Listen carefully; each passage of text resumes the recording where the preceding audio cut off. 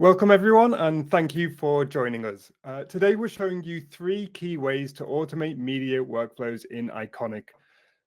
Whether you're a seasoned Iconik user or you're just starting out, our goal today is to show you how Iconik's automation tools can help you cut down on repetitive tasks, build systems that enable you to move faster in production, and just give your team more time for creative work.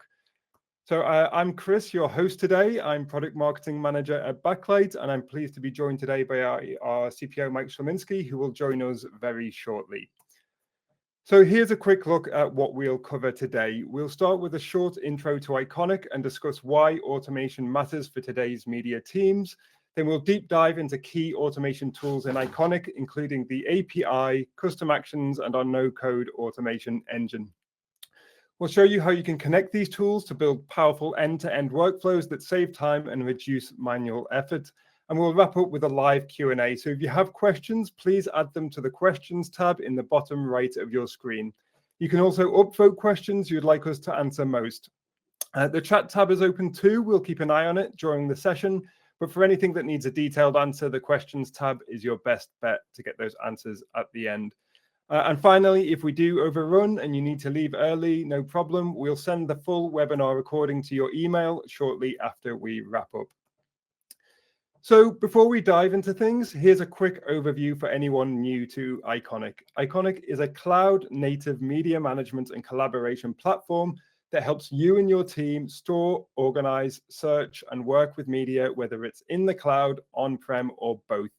But one thing that really sets Iconik apart from other media management solutions is how open and flexible it is, especially when it comes to building and automating workflows around your media. So why focus on automation today? Well, as I'm sure anyone watching this webinar is already well aware, when you're managing thousands of assets or working across teams and time zones, every manual task adds up. But with automation, you can cut out that repetitive work and speed up things like tagging files or getting media where it needs to be.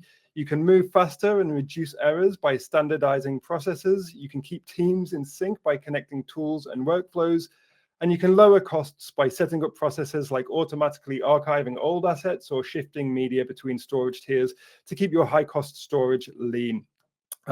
In short, automation is your team's force multiplier. It can do the heavy lifting behind the scenes, so you can help your team do more with less and focus more on things like storytelling, creativity, and delivering great content at scale.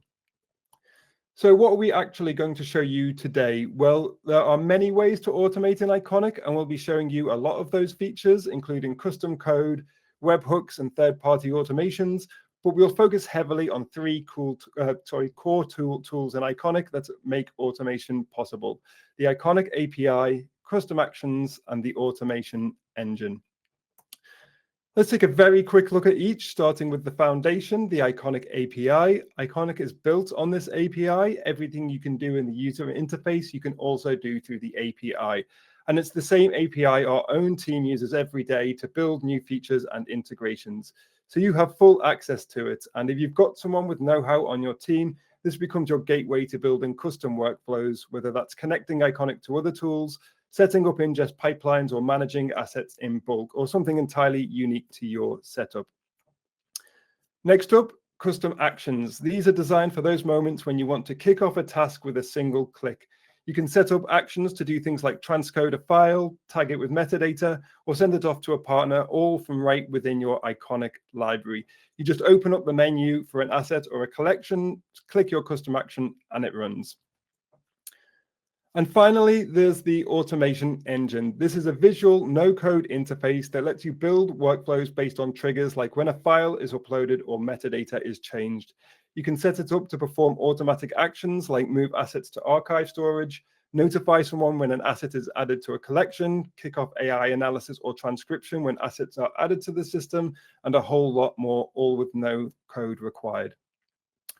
So in just a moment, Mike is going to walk you through how each of these tools works, as well as other tools like webhooks, custom code, and automation tools like Zapier.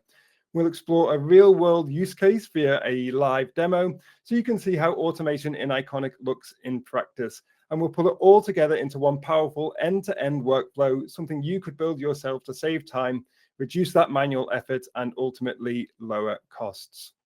Okay, so with all of that said, let's begin our deep dive. I'd like to bring my colleague Mike onto the stage. Mike, are you there? I am. Thanks, Chris. So appreciate everybody for joining today. This is probably going to be one of our wildest webinars in a while because this is all happening live, and in typical fashion, I procrastinated massively and I started writing all of this last night after work. So everything you see in here was actually created in the last 18 hours, and I slept for some of those hours. So I just wanted to say that up front because sometimes people think that automating things can be very, very difficult. And some of this was pretty advanced, and some of it's actually pretty light and easy. And I'm going to kind of take you through that. So first, let me share out my screen here, and we will go to my web browser window. So let's look at the methodology of what it was I actually wanted to happen here. So I decided, hey, let's automate a standard project workflow. So I'm using Iconik along with Asana, which is a pretty popular project management tool, but you could tie this into any number of project management tools that have good APIs. And I said, well, what do I want to do? Well, first, I want to link a project to a collection in some meaningful way. Well, how do I do that? Well, there's no interface in Iconik really to do that. There's no interface in inside of Asana to do that, but there's data models that let me do those sorts of things. So I did, the good old vibe code and wrote a full custom little interface that is using Zapier's Python SDK, using Asana's Python SDK, using the Iconik API and Flask. I'll show you guys that in a little bit. And then I said, okay, what do I want to do once we've made those links? Well, anytime a new person goes and creates a task inside of Asana, for somebody on my art team to do, I want to create a placeholder inside a collection that is linked to that project. And I want to make sure that I can find that collection really quickly from Asana. I also want to make sure I can find the project in Asana really quickly from the collection. So let's make sure that stuff has some degree of links. And in that case, I decided to use a no-code solution, which is Zapier. It's a tool that's available, been around for years, that can just do basic automations of a lot of various things with about a lot of different apps. So I went and looked. Yep, there's a Zapier plugin for Asana. So I was able to do some of the things I wanted to do without, writing a line of code there. And then I said, okay, now the artist is going to finish up their work. They're going to upload that work. What do I want to do? I want to automatically start a review of that process with myself. I'm just saying I'm going to be the reviewer on it. And then I want to update some metadata as well.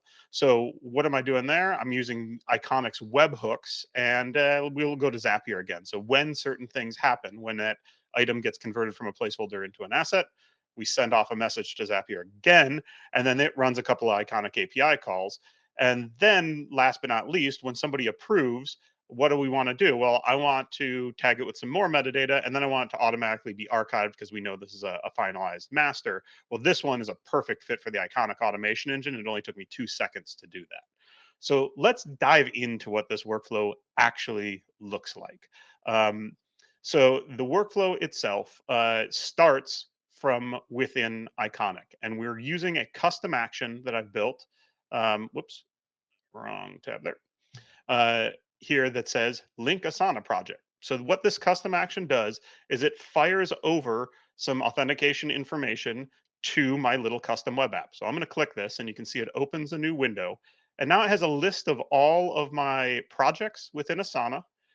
So we're going to use our automation webinar here. And then it has a link of all of the collections that are in my project tree. We'll choose webinar demonstration here. And just to show you that, I'm going to hop over here. Here's all the projects that are inside. I just looked at my projects collection, not my other collections within the system.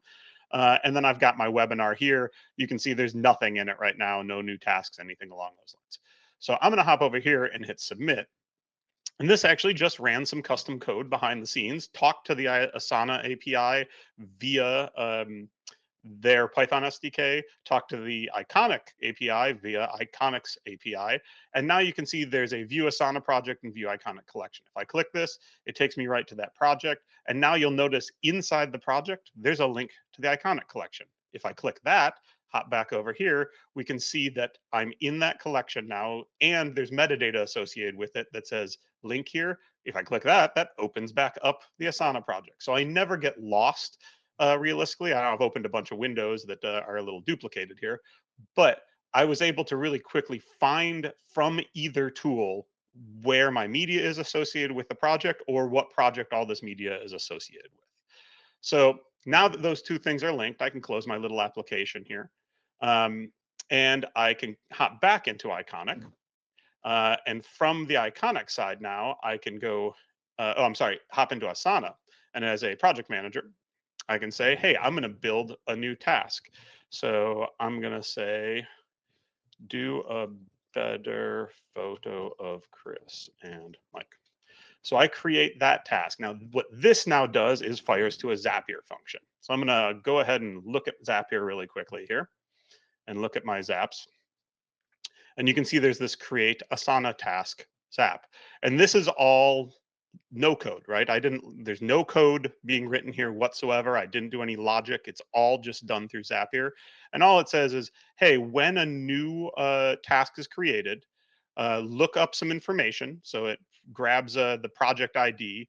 It then also goes through and filters out some information so I can get the Iconic project collection. It sends that info back to Iconic. It gets the Iconic collection ID. It creates the placeholder, updates the placeholder with metadata, and adds that placeholder to the collection. So if I hop back over to Iconic now and I go take a look in my collection here, we can see do a better photo of Chris and Mike's automatically shown up there. In that collection, I still have the link to my project. If I go to the asset itself, I have a link to that actual task. So directly into the task itself, if I want to set due dates or do anything along those lines. But I'm going to hop back over now to the Iconic side of things, and I'm going to do what anybody does is I'm going to go create some art. So I've got a better picture here. I'm going to upload that picture. Boom. And what this has done now is, yet again, it's fired off a webhook. So inside of Iconic, you can see I've got in my settings and webhooks, I've got find placeholder converts. And what that does is it sends information to my Zapier hook, and it filters for specific types of webhooks that are basically the conversion of an item from a placeholder to an asset. And then back in Zapier, I have a second Zap here, which is update task metadata. And all this is doing is saying, hey, when an upload's finished, mark that task as complete. So it goes back into Asana and says that task is complete and updates the metadata inside of Iconic. So while I was describing all that, that stuff was happening. If I hop back out and we take a look at my item here, we can actually see that I have a new little clip here that is the drawing of us. I look very unhappy. Let's use some annotation tools here to make that not so much a thing. So let's draw a smile. There, I'm happy. Okay, cool. And what is ending up happening now is if we take a look at my Asana task info here, you can see that the task complete. If I go into Asana, I can see that the task is also complete in Asana. So that all happened automatically. I didn't have to go click any of these things. And then last and not least, you'll notice that it started an approval. So if I go and open my Gmail now and take a look, you can see I have a new asset review, do a photo of Chris and Mike. That asset, if I hit open in Iconic, it'll take me right to that asset. And you can see I have the ability to approve or reject. And now if I approve this, this is where we started to use the Iconic automation engine. So I'm going to my admin section here, automations, and you can see I've got a review trigger. Well, what the review trigger does is says, hey, look inside my projects collection, any of the sub collections in there, and then also look to make sure that the task is completed. If those two things have happened, start a review and send that review to me. And that's all that actually does. So that automation is complete. We can see that in the case of the item we just had, it has an open review. Now, the other thing that the Iconic automation engine did for us here is I have a archive on final approval. And it says, hey, anything that's in the projects collection and is completed in the project management system and the status is approved, immediately archive that to my archive storage. So what I can do is hop back to that asset and say, hey, I'm going to approve that. And within a few seconds here, you'll see, oh, look at that. An archive kicked off automatically. And then it started to do that transfer. And now that asset is archived as well. So if we take a look back at our entire flow here, we've got the ability to link to an external data source with some custom code using our API. And that code was again maybe a couple hundred lines of Python code with a little bit of HTML and CSS, and that built our custom user interface that got fired right out of a custom action. So we can see that we'll show this again really quickly. The other thing I'll show you is inside of Iconik itself in the settings here and custom actions, you can see that I've got this link Asana project. And what that's doing is it's actually calling that's running on my local laptop right now, but that could be running on any web server anywhere in the world. And what it's doing is sending that context over, sending a message to that web server. And that context also has authentication for an app ID called Project Manager. If I take a look over here into my, where am I going? Application tokens. You can see I've got one called Project Manager, and that has a specific set of permissions within the Iconik API. So this way, we're never sending a username and password across the wire, even though we're able to authenticate in our custom application. So that's how I was able to query all of the Asana information and all of the Iconik information without having to hard code in any sort of authentication information. And then when that custom action opens, it sends that to that particular page. Um, Once that was done, we again created that task using our Zapier flow, Asana and Zapier working together. Then we did a webhook. So if we want to go take a look at that again, that's in settings, webhooks. And I was looking for placeholder converts, and that was sending it back, you can see again to Zapier in this case. And then last but not least, we use the Iconik automation engine. So review automatically. And this was really fast to put together because creating new automations in Iconik is as simple as going to the automations tab, clicking a new automation, saying, hey, what triggers this automation? So when an asset is new for media, I can save that. And when it is not been modified in 365 days, then I want to do something with it. So I'll archive it. And I can say, yep, I'll archive it to my Glacier storage after a year, save that, and I'll call this auto annual archive. That's how fast it is to create the automation inside the Iconik automation engine. So pretty slick workflow that we've put together here with a variety of different methods of doing automation. We've got actual custom code. We have got a third-party no-code, low-code solution, and we've got the built-in Iconik automation engine, and they're all talking to each other to do a variety of different things within the system. So I know that was a rapid fire demo for the varieties of different ways you can automate inside of Iconik. But I also figured that this would be one of those webinars where there's a lot of questions about best practices and how things sort of work. So at this point, I'm going to open up the floor and take a look at some of the questions and start answering them. So Steve asked if automations can be triggered outside of Iconik. How do you go over authentication and authorization?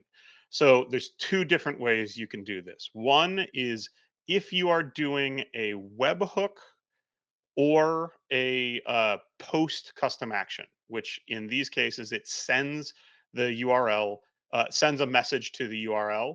You can add custom headers to force just endpoint authentication. So your receiver can have a custom header, which I can call it, Mike auth, and I can put in whatever value, and I can sniff for that on the other end to make sure that my endpoint receiver does not get anything in the way. And then on my receiver end, I could hard code an app ID and key, an application token and key. Now, we also send along with that payload a authorization token. So you can use that if you know the app ID of the user that came in. So again, you're only sending half the authentication information across the wire. When you do a custom action that is of a type open, which is what I did for our project syncing here. So where is it? I think Asana project. You can see it opens at this location. If I actually go to that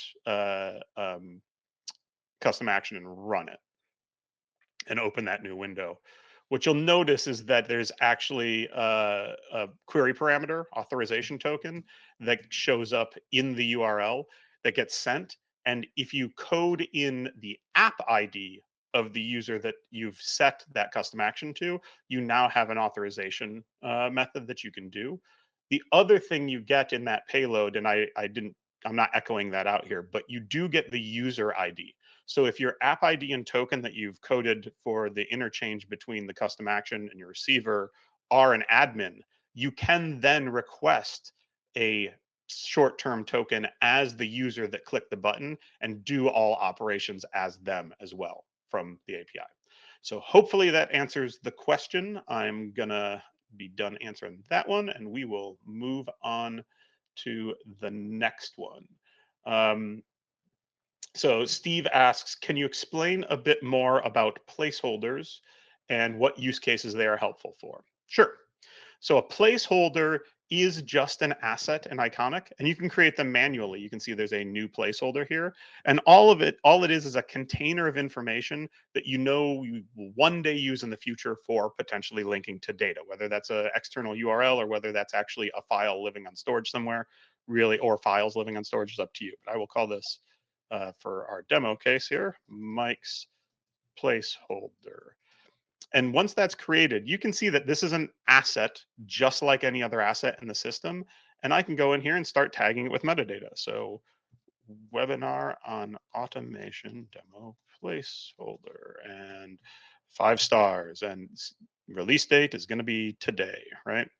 So now I've got metadata. I can search for that item. I can bring it back. I can use it as an object for work that maybe hasn't been done yet, but I know that I want to start organizing it, and I've got metadata associated with it. And we can take that further. We can build relationships still. So parent-child, we can add it to collections, right? So I can add it to any collection I might want to add it to. So it's just a virtual object that exists. And oftentimes when you're working in a project management setting or in like a work ticket system, you know that stuff is coming in and you know where it needs to be organized in Iconic before people actually start doing the work. So placeholders can be really useful in establishing that beforehand. And again, you can make them manually right at the main menu, and you can say, hey, create a new placeholder, or obviously you can do it programmatically with the API, which is what I did through my automations here. All right, let's finish up answering that one. Peter, could you please say a bit more about the Lucid automation you had in your Iconic automations? Yep, absolutely. So just to give you a little infrastructure setup here, in my current Iconic domain, I have a lot of storages here, and one of them is a LucidLink ISG. You can see it's down here at the bottom. And that LucidLink ISG is just a file system, a virtual file system that's mounted on an ISG and on my Mac right now as well. Well, what I wanted to do is have an easy way to automatically transfer content that was ingested to the cloud onto my LucidLink storage. And what I did is I essentially just built a collection that I would add content to, and that would automatically trigger that content to be delivered to Lucid. So if I look at my automations and kind of take a look at my transfer to Lucid for post-production, it says, hey, anything that gets added into this tier to Lucid collection or any sub collection, then just transfer that asset to the Lucid ISG. And that's going to automatically push it over to Lucid storage. So if I brought in a bunch of data that was from S3 or Backblaze or Wasabi or GCS, it doesn't really matter. I have a ton of different data that's originating in cloud. And when it comes time for me to do post, I can organize all that into a collection, copy that collection into this collection, and then automatically all that data will start moving to the LucidLink volume. And then the other beauty of that is when I'm done, I can go to any collection, and you can do a delete files from storage, and then I could select my LucidLink collection at that point as well and clean things off of Lucid without losing the original placeholders to all of where that data lives, or the original assets still lives in S3, still lives in archive, that sort of thing. So that's how I was doing that. And I realized that I did not start the live answer there, so I'm going to start and stop that just so that I know that I did answer that question.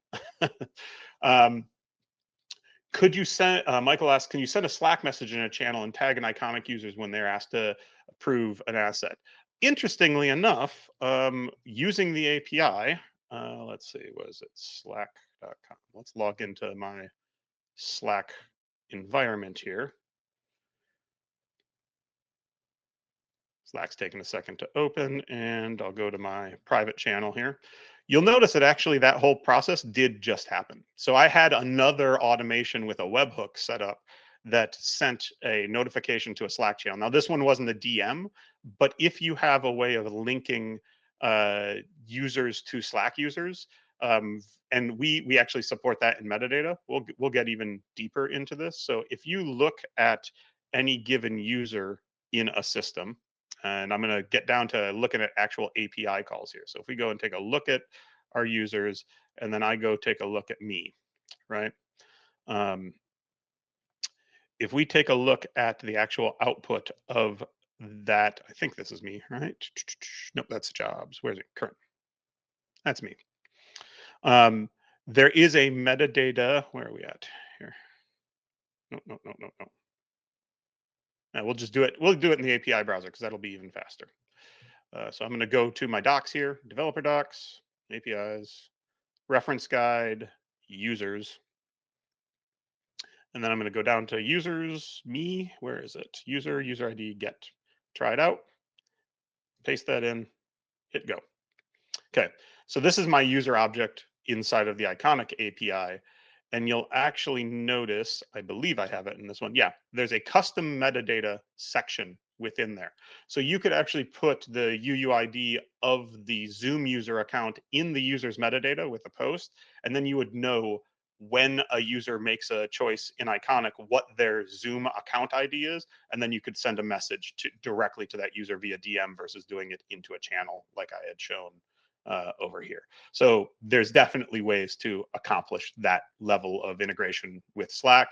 And this one is actually, this integration is an integration that is available on our website. If you go to iconik.io, there's a walkthrough of this as kind of a proof of concept inside of our blog.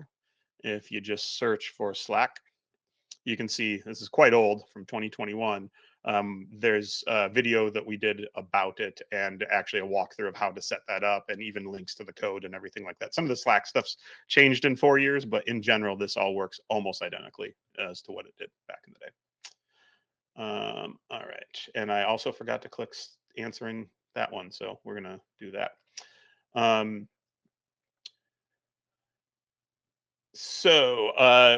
Let's see.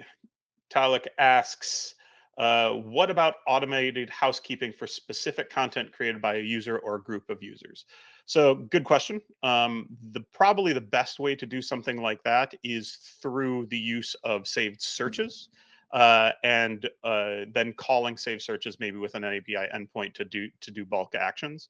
But what I see more often than not is a saved search can have, it's basically the collection of anything that you've searched for. So I can say, hey, show me everything that was created by, Michael, and he's only ever created 4 things. But I could also mix that with, date created is, in the last year, right? Nothing's going to come up because this stuff's pretty old.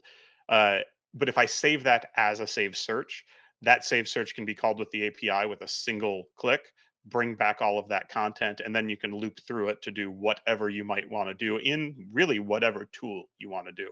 So think of saved searches not as just a way to return, information about where things are, but almost as a reporting engine. And you can build a lot of really neat save searches that have a ton of information in them. And you can do this even with the API. The search functionality is fully programmatically accessible via the API as well. And you can actually do more complex searches with the API than you can even do with the user interface. And then you can use the result set of that to really drive more complex automations. All right, Matt asks, if I have an S3 bucket where I know via manifest that files should be considered different formats of the same assets, any thoughts if I'm creating those assets myself with the API or letting the scanner operate? So right now, you probably don't want to have them hitting the same location if you have scanning enabled, because the scanner is very simple right now. The scanner just says, I see a file, I'm going to create a new asset of that. What would probably be better is setting up an SQS monitor for new things being added, and then have a Lambda function that sits and does some logic on whether or not it should just get scanned in, or whether or not it should be associated with something else. So when you create an S3 bucket, you can set up SQS triggers, then you can set up a Lambda. If it's something that is a net new, if your little logic in that Lambda says it's net new, you can use the developer docs to do a scan, right? So you can do individual file scans, which just basically brings in the whole process of bringing in the file, creating the format, file set, file, generating the proxy, the whole deal. If you take a look, scan, not there, there we go. When you're making a call to the storage scan, you can see that there's a files list object. If you just send in an empty set, that will scan the entire storage. But if you sent in just that files with file UUI or file paths relative to the storage route, the scan will then only bring in those items. And then therefore you can create really new items just as fast as our scanner, sometimes even faster, because you're immediately telling it to do the ingest. But you can also make choices that says, hey, if this has an underscore edit proxy, or this has an underscore this or that, you can call a second Lambda that can then associate it maybe with the parent asset by searching for, the file originated and then associate it that way. I hope that all made sense, but that's not a bad way to be able to do automated ingest through Lambda and S3 without having to just turn on our scanner and make it dumb. Tim asks, can you talk through a possible workflow for merging multiple versions of the same asset? So NAS with an ISG, and I have multiple files like BRAW and MP4 that the post vendor has created, and I'd like to keep them as a single asset. So there is, you'd have to do this with the API if they already exist. But if you have an asset inside of Iconik that has multiple formats associated with it. So let's actually see if let's use this guy, because I can just do a quick transfer. Oh, that one doesn't have a proxy. Let's do one that does have a proxy. There we go. We'll go to this one right here. And it's too big. I don't want to transfer a gig right now on a live webinar. Let's find something small. I don't have anything small. There we go. Here's a really small one. So if I transfer this to my home office NAS, and this is just for demonstration of what this looks like. Essentially, you have different formats. So if you have an asset that already has a file on a storage, you can make a call to that asset, get the file set descriptor information, copy that temporarily, delete that file set and file, then go and format, then go create a new format, and then paste in basically your file set and file to the asset that is the parent, and you'll be able to consolidate those at that point. You just got to make sure that when you remove the files, they're actually, there's a little trick to this. You have to do it in a way where you have storage deletes turned off, because if the storage has a delete turned on, when you try to delete that format, it'll go to the recycling bin, which is not a problem in and of itself. You can see we've got the ability to do files formats in the recycling bin. The bigger problem is that if you try to reassociate it, Iconic's going to say that's a duplicate. You're not allowed to do that because it still lives in the recycling bin. So you actually have to purge it from Iconic's knowledge temporarily to reassociate that. And to do that, storage deletes have to be off because Iconic can't be allowed to delete that file. Otherwise, you'd be in a problem there. So hopefully that makes sense to answer the question. All right. Do we have any more questions? Let's see. There's a few in chat here. Not quite sure what, Dan, what you were mentioning when I said Slack instead of Zoom. And if you want to comment on that, maybe I misspoke earlier. But yeah, that is kind of where we are. Oh yes, yeah. When I was referencing earlier, I had a Zoom ID in there because I knew that was already in that user object because I had done a little hacky integration with that earlier. It was just showing it as an example. I wouldn't call it Zoom ID. I'd probably call it Slack UUID at that point. Cool. Any other questions from the crowd here? Well, we've got you all about any of the solutions, the automation engine, APIs, custom actions, webhooks. Yeah, I know we've covered a whole heck of a lot in just 40 minutes, but happy to dive deeper on anything people have.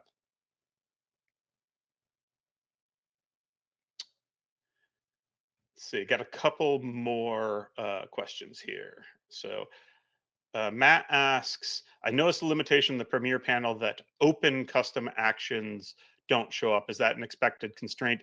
Yeah, it's because the panel architecture inside of Adobe doesn't allow you to call external URL handlers.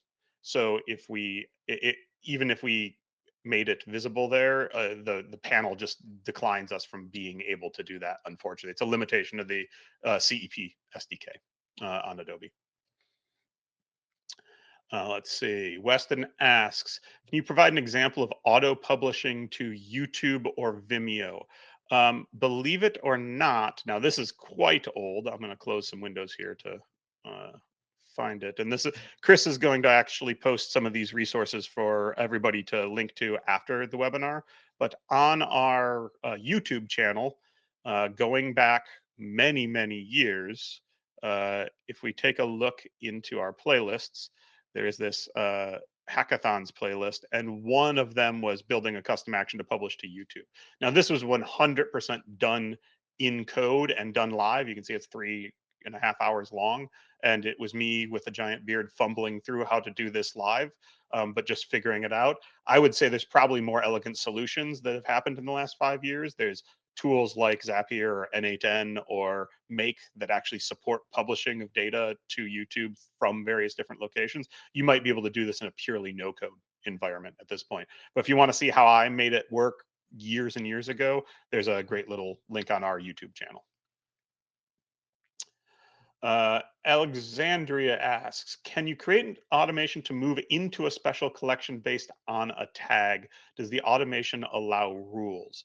So right now, when you are creating automations, you don't really have a good way of doing a variable, which is, I assume, what you're asking for. So if I wanted to say when, actually, that'd be the worst trigger if I'm going to add it to a collection.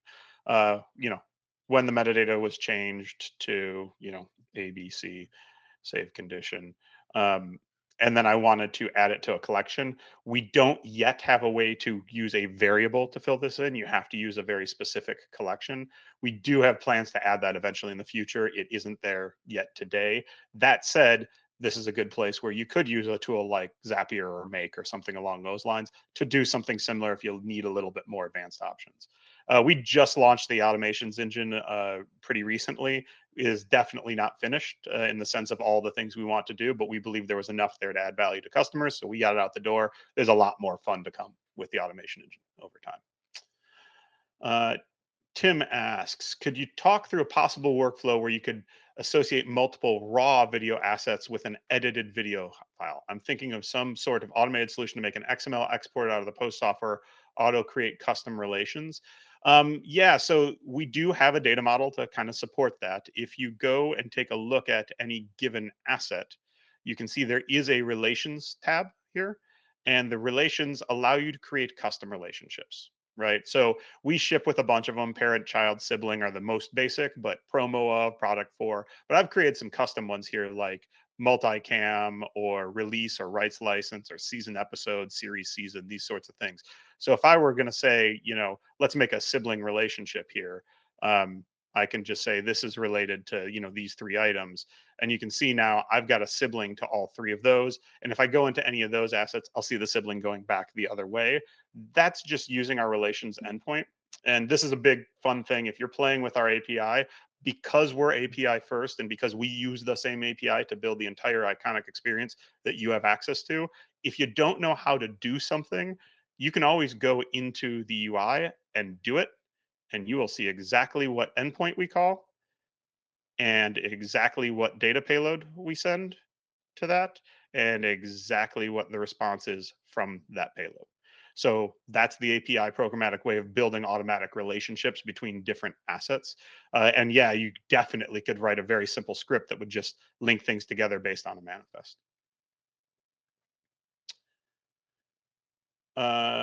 Tim asks, could you walk through automation to remove specific folder tags on ingest? There are several top level folder tags that aren't very helpful from a metadata perspective. So in that case, the automation engine right now doesn't have a good way of removing metadata. It only has a way of adding metadata. But you could create a webhook. So if we go into settings and webhooks, we could create a new webhook that says when an asset is metadata, or what? Sorry, when an asset entity is created. So when a new asset gets created, we could listen to it. But what I probably wouldn't do the entity. I'd probably do when a file gets updated and listen for a closure on that file update. That's going to tell us that something is finished in it. Then I would do a get against the metadata itself. So if we go back to our API here and take a look at the metadata class down here towards the bottom, this is the endpoint that would actually allow me to get metadata on that. And then what I could do is take that object in, remove the keywords I needed, and then put it right back to the same endpoint. So I could just say, hey, if these three words exist in this field, remove them, post it back, update it, and you can trigger that based on a new file being updated to the system, which would then accomplish the goal that you're looking at. All right. I think that's all the open questions we've got right now. Dan asks, if I came late, will there be a replay of you of this? Yep, absolutely. We are recording this. It will be posted after. Gabrielle says, how can you see how much space is left or how much space you have with your assets? So within Iconic itself, you can't do it really globally in an easy way other than if you're using our storage. We do provide some information on how much lives in the Iconic storage inside the statistics panel. But you can go to any collection, and if you get info on that collection, you will see under storage info, it shows all of the different storages that have data in them, how much duration there is, and how much total time there is. So you can do that in kind of subsets of data, which most people, that's how they work anyway, is they want to kind of know how much a project is or how much this kind of section was, that sort of thing. So you can see the breakdown pretty quickly right from the collections info. But again, if you wanted to know what was everything, that is all returned by the search API, and you could write a crazy script that could iterate through and tell you exactly how much storage lives on exactly how many different items. Cool. Looks like, oh, we got another question coming in here. Tim asks, let's see, is there a method to determine when a specific subfolder is done syncing up on an ISG? So again, if you're looking at the the assets themselves, actually, I'll pull up a little picture here, and Chris will share some of this stuff with you too as well. But there's a little picture that we built here that shows. Nope, sorry, I didn't mean to click that. It's a little hard to see on the screen share, but it shows the relationship between assets, formats, file sets, and files. So ultimately, at the end of the day, you want to look on file updates and closure, and then go back and check against that asset to see if there are any other files against it that have status open. If the answer is, I've just got an update for a closure and no other files are considered open, you could consider that asset completed, because that means that the checksum's done, the file object's created, it's not in status open, it's not in status growing, anything along those lines, and then you can start to make decisions against it. I will tell you that in the not too distant future, where is my Iconik here? We are working on, in our automation engine, creating an automation action that will be here for fire a custom action, at which point you can use R when new asset is created and filtered by some other information like collection or metadata. Then you could automatically trigger a custom action to do further automations with a tool as well. That's coming a little bit later this summer, but we've been actively working on it. All right.